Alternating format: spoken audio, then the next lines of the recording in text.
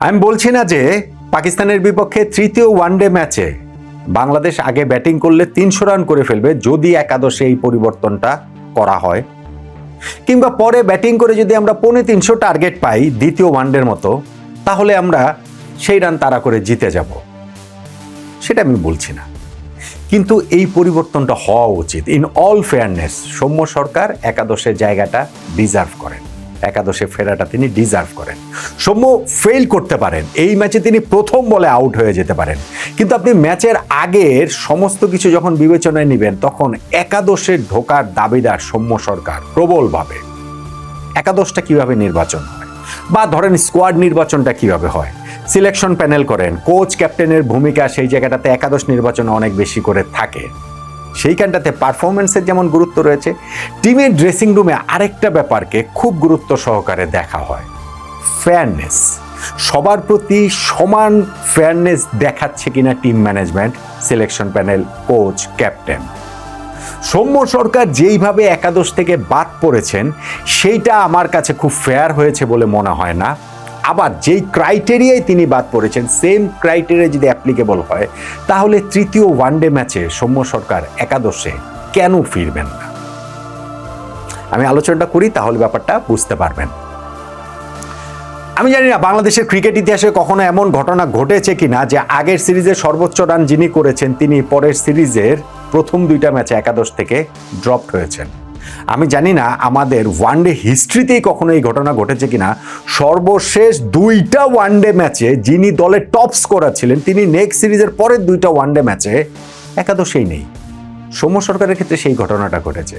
আমরা last one day খেলেছি গত অক্টোবর মাসে ওয়েস্ট ইন্ডিজের বিপক্ষে, সেইখানটাতে ৩ ম্যাচে ১৪০ রান সৌম্য সরকার করেছিলেন, অ্যাভারেজ ছিল 46.66। ওই ১০০-র বেশি রান সিরিজে কিন্তু আর কেউ করতে পারেননি, টপ স্কোরার সৌম্য সরকার ছিলেন। আপনি যদি লাস্ট ম্যাচটার কথা ধরেন, সেইখানটাতে সৌম্যর একটা ৯১ রানের ইনিংস ছিল, দলের সর্বোচ্চ। তার আগের ম্যাচটার কথা যদি ধরেন, সৌম্যর একটা ৪৫ রানের ইনিংস ছিল, দলের সর্বোচ্চ। সর্বশেষ দুইটা ওয়ানডে ম্যাচে দলের সর্বোচ্চ রান যার, ওই সিরিজটাতে সিরিজের সর্বোচ্চ রান যার, তিনি নেক্সট সিরিজে একাদশ থেকে বাদ পড়ে গেলেন। প্রথম দুইটা ম্যাচে তিনি একাদশে থাকলেন না। বাংলাদেশের ক্রিকেট কি অস্ট্রেলিয়ান ক্রিকেট হয়ে গেল নাকি? ভারতের ক্রিকেট হয়ে গেল নাকি? ইংল্যান্ডের ক্রিকেট হয়ে গেল নাকি? মানে সৌম্যর বাদ পড়া দেখলে তো বিষয়টা ওই রকম মনে হয়। হ্যাঁ, এই জায়গাটাতে আমি বলছিলাম যে পারফরমেন্সের একটা বিবেচনা, একটা হচ্ছে গিয়ে ফেয়ারনেসের যে বিবেচনা, সেই ন্যায্যতা সৌম্যর ক্ষেত্রে আসলে হলো কিনা, ন্যায় বিচারটা আসলে কি তিনি পেলেন কিনা। যদি আপনি ধরেন ফরম্যাটে, ইন্টারন্যাশনাল ফরম্যাটে এরকম রান করার পর নেক্সট সিরিজের প্রথম দুইটা ম্যাচে একাদশে না থাকাটা, এইটা আসলে অন্যায় হয়েছে সৌম্য সরকারের সাথে, এইখানটাতে কোনো ডাউট নেই। আলোচনায় কোনটা আসতে পারে যে না আমরা রিসেন্ট ফর্ম বিবেচনায় নিয়েছি, আমাদের ধরেন এই কোচ, ক্যাপ্টেন, টিম ম্যানেজমেন্ট যারা একাদশ নির্বাচন করেছেন তারা হয়তো রিসেন্ট ফর্মটা বিবেচনায় নিয়েছেন, ডোমেস্টিক ক্রিকেট বিবেচনায় নিয়েছেন, প্র্যাকটিস ম্যাচ বিবেচনায় নিয়েছেন, আমাদের ওই বিপিএল ছিল, তারপরে হচ্ছে গিয়ে এনসিএল, ওডিআই ছিল, প্র্যাকটিস ম্যাচ ছিল, সবকিছু সেটাতে হয়তো বা তারা বিবেচনায় নিয়েছেন। কিন্তু সেই বিবেচনায় নেয়াটা যদি ক্রাইটেরিয়া হয়, সেই ক্রাইটেরিয়া কি বাংলাদেশ ক্রিকেটের সবার ক্ষেত্রে অ্যাপ্লিকেবল? সব সময় অ্যাপ্লিকেবল? ধরেন লিটন দাস, তিনি তো এই সময়টাতে তার পারফরমেন্স কি যেই কারণে তিনি ওয়ানডে দলে ফিরেছেন, সেরকম পারফরমেন্স তো নাই রে ভাই। কিংবা ধরেন লিটন ভালো করেছেন, লাস্ট ম্যাচটাতে তিনি আমাদের টপ স্কোরার ছিলেন, অ্যাকচুয়ালি ছিলেন, কিন্তু আমি বলছি যে সবার ক্ষেত্রে কি সেম ক্রাইটেরিয়া মেনটেন করা হচ্ছে কিনা। লিটনের 8টা ওয়ানডে ম্যাচে 13 রান করেছিলেন, সর্বশেষ 8টা ওয়ানডে ম্যাচে, এরপরে কিছুই না করে তিনি আবার ওয়ানডে টিমে চলে আসলেন। আর সৌম্য সরকার লাস্ট সিরিজটাতে টপ স্কোরার ছিলেন, লাস্ট দুইটা ম্যাচে দলের টপ স্কোরার ছিলেন, স্টিল তিনি হচ্ছে কি একাদশে থাকবেন না। এইটা তো ড্রেসিং রুমে প্রত্যেককে একই রকম ভাবে দেখার, একই পাল্লায় মাপার সেই বার্তাটা তো আসলে দিচ্ছে না। তানজিদ হাসান তামিমকে একাদশে ইনক্লুড করা হয়েছে এবং প্রথম ম্যাচটাতে তিনি যে 67 রানের অপরাজিত একটা ইনিংস খেলেছেন 42 বলে, সেই কারণে সৌম্য সরকারের না থাকাটা নিয়ে খুব একটা আলোচনার জায়গা তৈরি হয় নাই। বাংলাদেশে যেহেতু ওই ম্যাচটাতে 115 মাত্র টার্গেট ছিল এবং সেই টার্গেটে তানজিদ এত ভালো ব্যাটিং করেছেন, বাংলাদেশ ওই ম্যাচটা জিতে গেছে সহজে 8 উইকেটে 209 বল হাতে রেখে। ফলে ওইটা নিয়ে খুব একটা কথাবার্তা হয়নি। কিন্তু সেকেন্ড ম্যাচে যখন আমাদের ব্যাটিং কলাপস করেছে, আরও একবার আমরা ব্যাটিংয়ে মুখ থুবড়ে পড়লাম, তখন কিন্তু ওই আলোচনার জায়গাটা জোরদার হয়েছে। তানজিদ তামিম এই ম্যাচে আবার তিনি 1 রান করে আউট হয়ে গিয়েছেন। এখন সৌম্যর জায়গা যিনি নিয়েছেন তিনি কি প্রতি ম্যাচেই 50 করবেন? না, আমি সেটা বলছি না, কিন্তু সৌম্যকে আপনারা যেভাবে বাদ দিয়েছেন সেই ক্রাইটেরিয়া যদি হয় তাহলে সাইফ হাসানের জায়গায় সৌম্যকে খেলাবেন না কেন? কারণটা কি? সাইফ হাসানের কেসটা আমি একটু বলি। তিনি ইন্টারন্যাশনাল ক্রিকেট থেকে বাইরে ছিলেন বেশ কিছুটা সময়, গত বছর ফিরে খুব ভালো পারফর্ম করেছেন এবং তাতে করে তার নিজের মাথা ঘোরার আগে আমাদের ক্রিকেট বোর্ডের মাথা ঘুরে গেছে, আমাদের ক্রিকঅপস কমিটির মাথা ঘুরে গেছে। তারা সাইফ হাসানকে একটা ফরম্যাটের T20 ফরম্যাটের ভাইস ক্যাপ্টেন করে দিলেন এবং সাইফ হাসানের সর্বনাশটা করে দিলেন। ভাইস ক্যাপ্টেন হওয়ার পর সাইফ হাসান রান করাটা মোটামুটি ভুলেই গিয়েছেন। একটা টেস্ট খেলেছেন, সেখানে 2 ইনিংসে করেছেন 14 আর 18।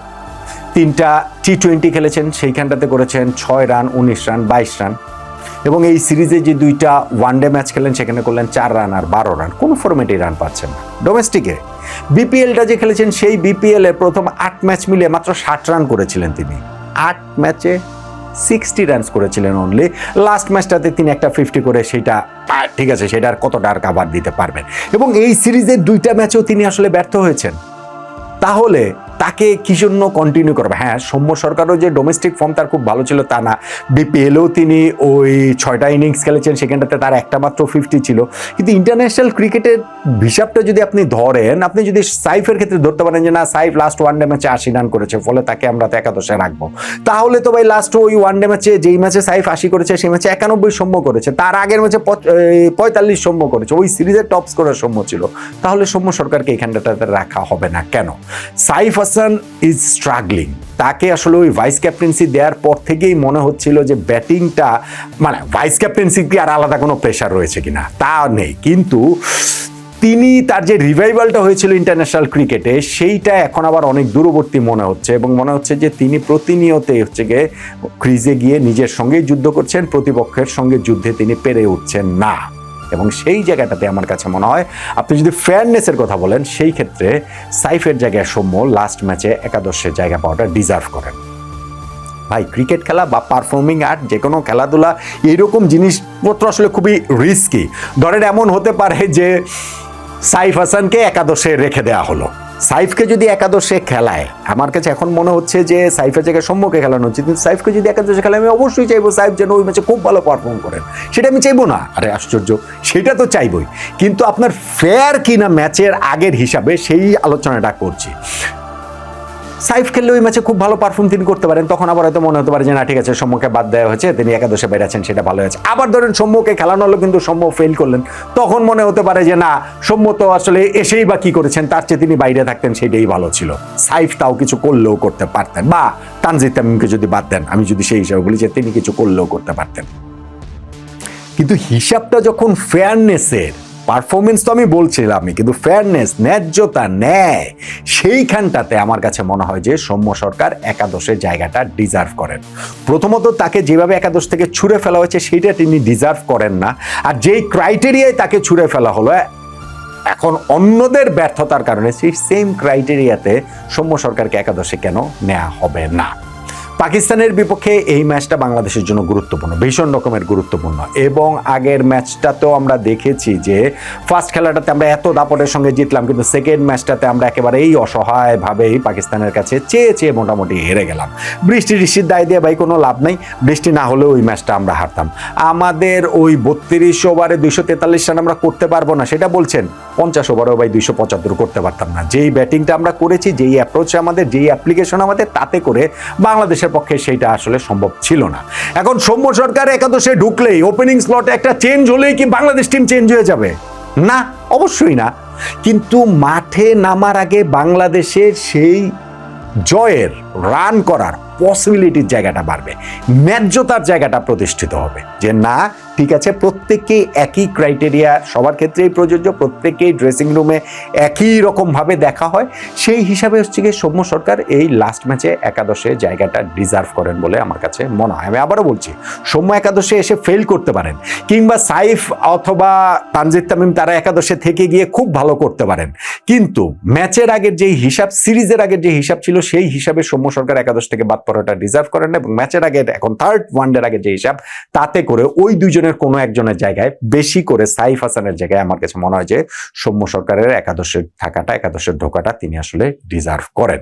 টিম ম্যানেজমেন্ট কি আমাদের টিমের ড্রেসিং রুমে, আমাদের বার্তা দিতে হবে না, মিডিয়াকে বার্তা দেওয়ার কিছু নাই, আপনার দর্শকদেরও বার্তা দেওয়ার কিছু নাই, ড্রেসিং রুমে কি অন্তত ওই বার্তাটা দিতে পারবে?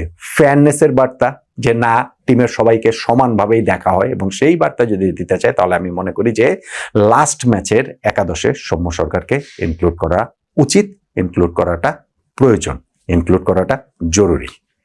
আমার সঙ্গে আপনি এক